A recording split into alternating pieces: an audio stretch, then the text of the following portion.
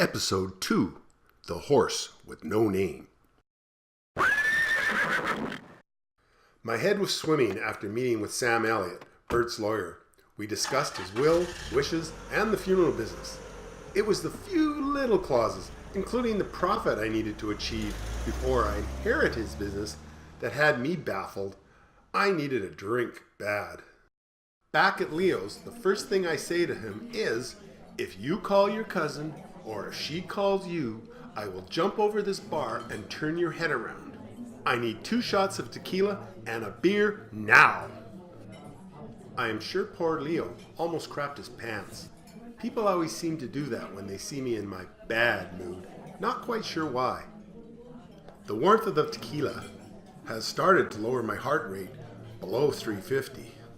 What a bloody mess. It is like the bastard is trying to transform me into him. Save money and make a profit.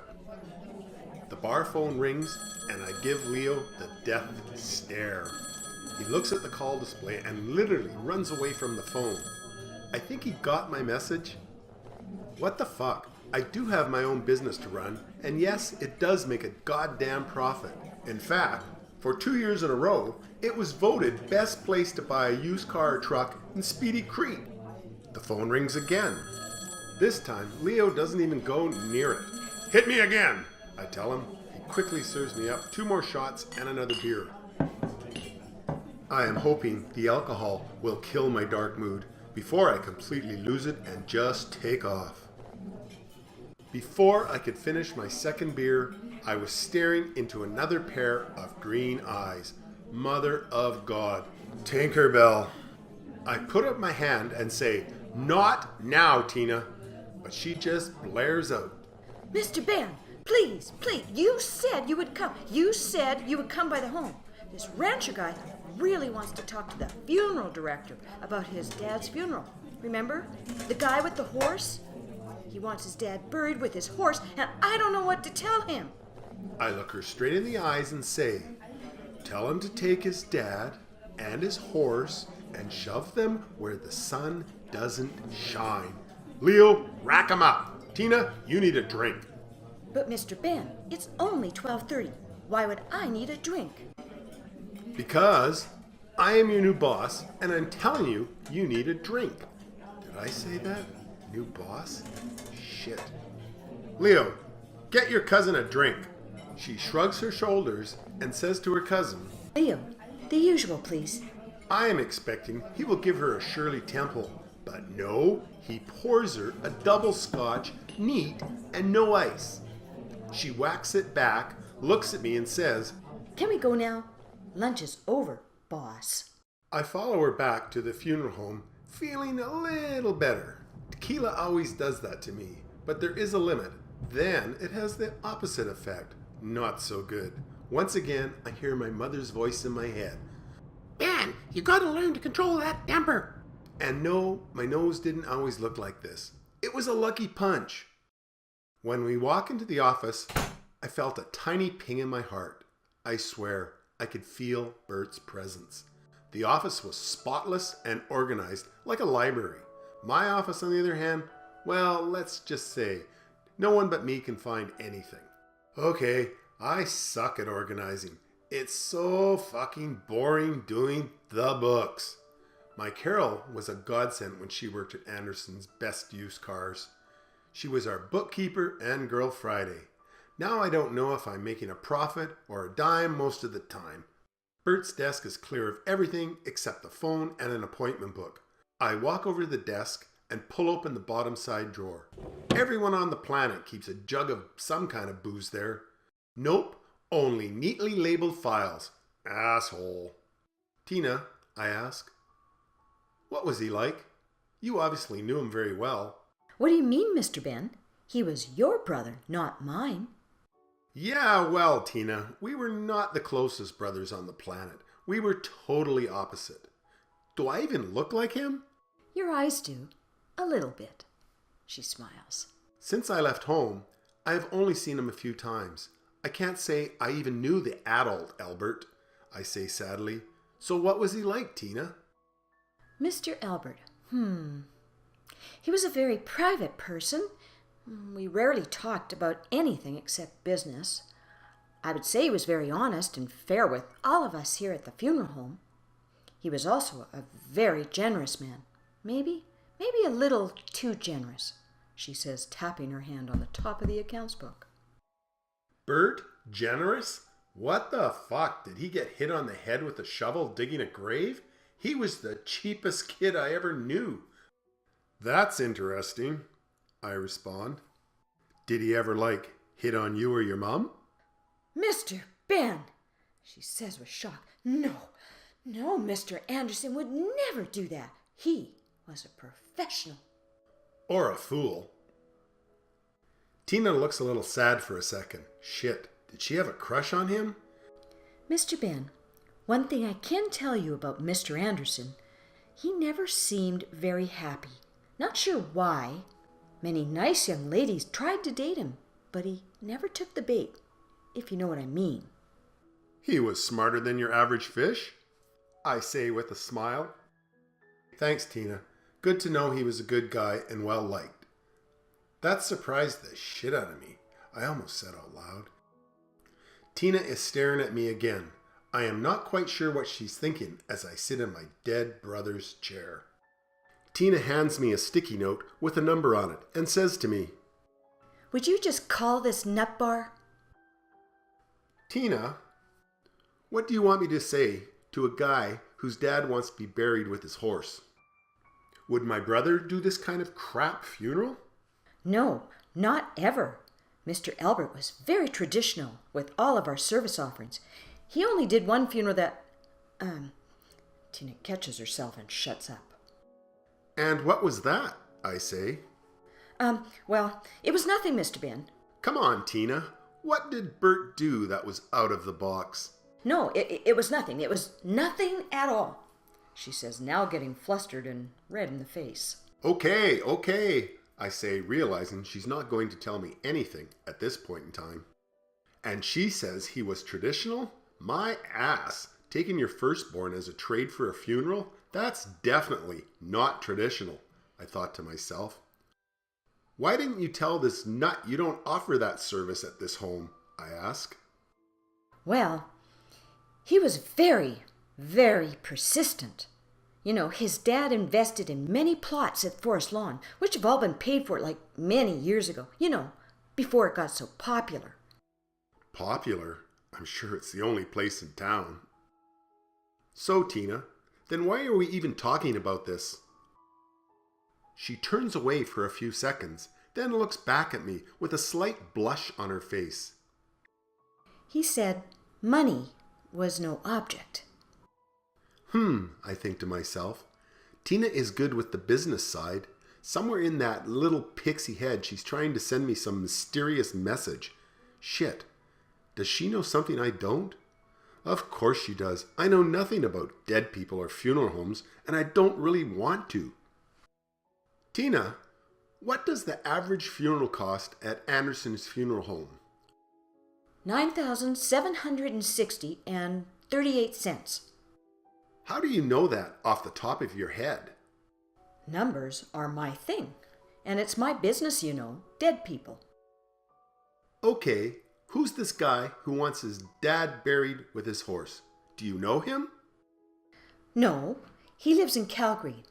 He's some oil big shot, and his dad lived, about 50 miles from here on his farm, she says as she passes the sticky note with his name and number on it.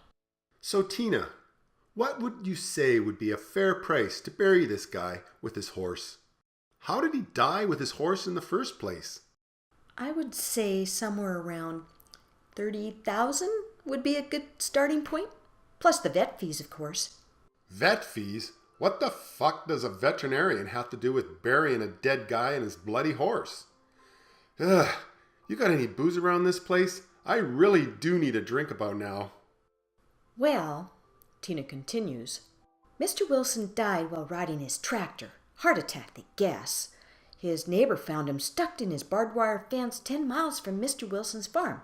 The tractor was still running. I don't get it. So how did the horse die then? Run over by the dead guy driving the tractor? What the fuck? Tina gets all sheepish again, and I know something is coming that I'm not going to like. Jesus, Tina, spit it out! You are just like your mum and her few small clauses. I am now fully irritated. That is the one small problem, she squeaks out. The horse isn't dead? Are you fucking kidding me? This rich asshole wants us to kill a horse? Is he out of his mind? I throw the note into the trash can. Jesus Christ, murder a bloody horse? I can't believe this! Mr. Ben, horses die around here all the time. My cousin Wallace is the local farm vet here, and he's put many horses down very peacefully. Jesus, Tina, don't you get it? I am not going to kill anyone's healthy horse. Slow down a moment, Mr. Ben. Haven't you noticed that a lot of horses look alike? She says with a twinkle in her eye. Oh shit! The light bulb goes on in my head. Tina has an evil smile on her face and her green eyes are brilliant again. You naughty little pixie, I say to her as I reach in the trash can for the sticky note. I pick up the phone and call the nut bar. After a 10-minute conversation with Mr. Wilson's son, I hang up the phone. Tina is almost peeing her pants with excitement. How much? How much? 50,000 big, fat Canadian dollars! As I slam my hand down on Albert's desk. She grabs me around my big head and kisses my cheek. That will easily pay all the bills for this month. Oh, one small problem, I say to Tina. She looks at me puzzled. We have 3 days to pull it off. Mr. Wilson's son is flying in Wednesday night for the Thursday service at high noon. Are you kidding me? The good news is he is the only mourner coming to the service. Nice family, eh? Tina picks up the phone. Who are you calling? My other cousin, Wallace, you know, the vet. We need a dead horse and fast. I get up and head for the door of a stranger's office for the second time today. Tina puts her hand over the phone and says to me, Where are you going? We have a lot of work to do. Your cousin's bar. I need 3 things. A beer, a tequila shot, and a horse rustler. With a few shots of tequila under my belt, I feel much better. Then I remember, shit, I only have 12 hours left to sign the goddamn papers or none of this silly shit matters. What the fuck am I doing? I don't want to have to deal with these idiot people every day. I sell cars and I'm damn good at it. I can sell anything. I don't need Bert's funeral home or his money. Leo, another round. Then, just as the words came out of my mouth, I changed my mind. Forget it. I'm going back to my home. I slam the beer down on the counter and shakily stand up on my feet to get out of Dodge and away from all these crazy people. But soon as I turn around, I bump right into Sam Elliott. Hey, sailor. Buy a girl a drink in this 2-horse town? I look into those magnificent green eyes and I become powerless. I exhale and plop back down on my stool. Do you have a fucking pen? I ask with resignation. Of course, she says and hands a slim pen with her company slogan on it. Elliott Legal Services, our expertise, your excellent results. I wake up slowly in a strange bedroom. Sam's? I roll over, a little hopeful, but soon see I'm back at Bert's little house. Not in his bed. That would have been too much. Yuck. I'm in his small guest bedroom that Tina had shown me earlier. I actually signed the papers, I realize. My head is hurting like hell once again. What the hell? What do I have to lose? Sam kept telling me I was making the right decision, and she was sure I wouldn't regret it later. I have a vague memory of talking with Sam and some guy who has a horse trailer. My brain starts to focus, and then I think, we really aren't kidnapping a horse after all. We do have permission to go get the horse and to put it down. Jesus. Sam has a friend that will take the live horse for a small fee.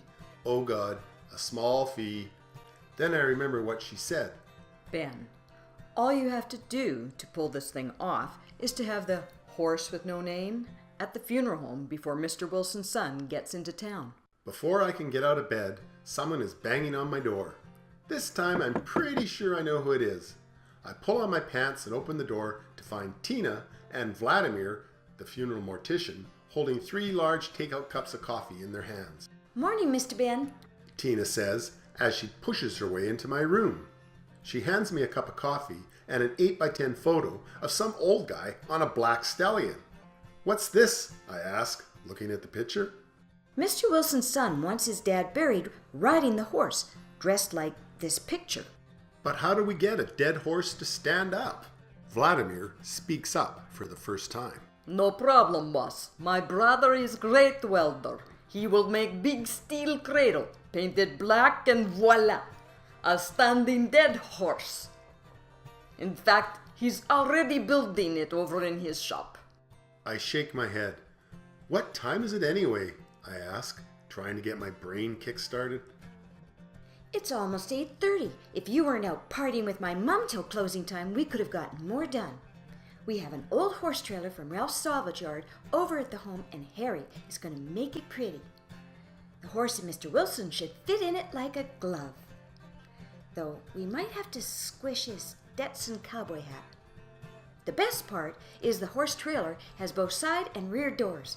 The side doors will be open for the viewing, Tina says, with a big toothy grin on her face. I took a big gulp of my coffee. I shake my head hard this time. Did I wake up in some kind of weird prairie sitcom TV show? Yeah, this is going to be a piece of cake. Not likely. The coffee is starting to wake me up. Wow, you guys are really on the ball. Do we have the horse with no name yet? Tina smiles. Yes, we do. My cousin set us up. Cost us $5,000 though, cheap bugger. And it's only been dead for a couple of days. Should be good to go. My God, he looks like Grandpa Munster.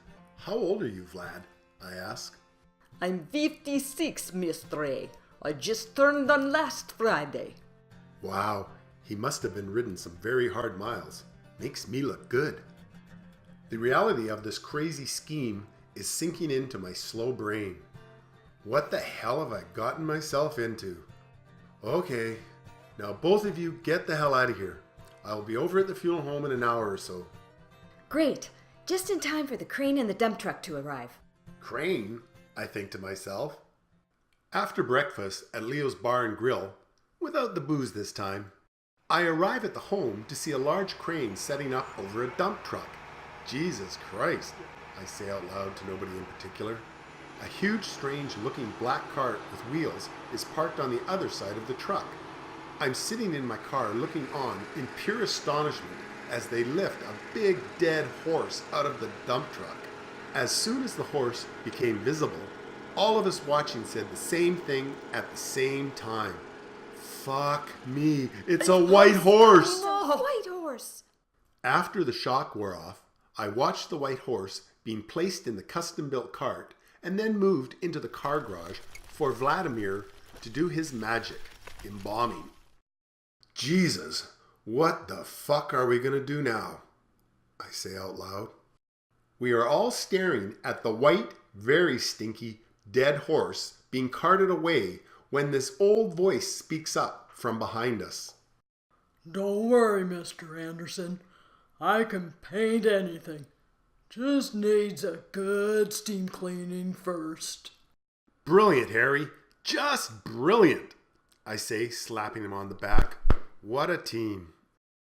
2 days later, we were ready for the big shot to fly in and see his dad buried. Vlad had made Mr. Wilson look very happy sitting on his beautiful black stallion.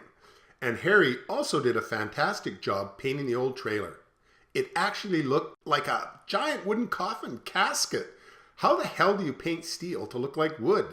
It even looked like you could lift the lid off. We did get a few odd looks when we towed the horse trailer through town on the way to the cemetery. Not something you see in Marville every day. When we got to the grave, it was an impressive sight, with a large crane in place, ready to lower the horse trailer into the recently dug, very wide and deep hole. We did have a wee problem with the cemetery management when we informed them we were going to bury Mr. Wilson in a horse trailer. It is amazing what $500 in cash can do to persuade a person to look the other way. We never revealed that there would also be a dead horse in the trailer. That might have been pushing it. I hear thunder off in the distance. Just perfect. I hope Harry used waterproof paint. I swear, this is going to give me nightmares for years to come, but for 50 G's, it's got to be worth it. We were all set for the high noon service. Right on time, a big black limousine comes into sight, moving way above the posted speed limit. Obviously, he didn't have any trouble finding the place. The limo stops abruptly, and this guy steps out who looks just like Joe Pesci. I almost laugh out loud at the sight. He walks up to the open side doors of the horse trailer and looks in at the scary masterpiece we created. He turns to Vlad, who was ready to say the last words and testament for Mr. Wilson, and says, Great job, guys. Lock it up and bury it. We are all in shock. He doesn't want any last words for his father? He turns to all of us and says, The guy was an asshole. He always wanted a daughter, but he got me instead. We all look like pelicans now, standing there with our mouths hanging wide open. He thanks us again and heads back to his limo. All I am thinking is, 50 G's! 50 G's for this? You got to be kidding! We pulled it off and made $50,000? As Vlad closes the doors on the steel coffin, the big shot turns around and says, Wait. We all stop breathing. What the fuck? He walks back to the makeshift coffin and motions for Vlad to open the back door this time. My heart stops. He steps right into the stinky container and slaps the dead horse hard on the ass and says, Never liked this horse either. He closes the limo door. It starts to drive away. Then the back window rolls down and he sticks out his arm to wave goodbye. All of us just see the palm of his hand. It's black. I guess the paint wasn't quite dry.